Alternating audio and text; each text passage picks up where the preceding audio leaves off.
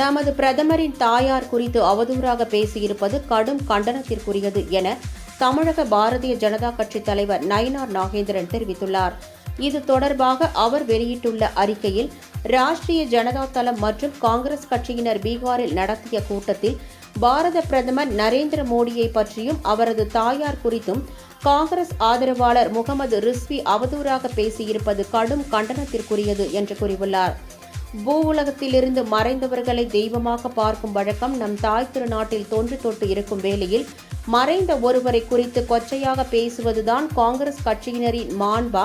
வயதான பெண்மணியை தங்கள் கட்சி கூட்டத்தில் இழிவுபடுத்தியதை எதிர்த்து குரல் கொடுக்காத இந்த இந்தியா கூட்டணியினர்தான் நம் இந்திய மகள்களையும் பாரத தாயையும் காக்கப் போகிறார்களா என்று கேள்வி எழுப்பியுள்ளார்.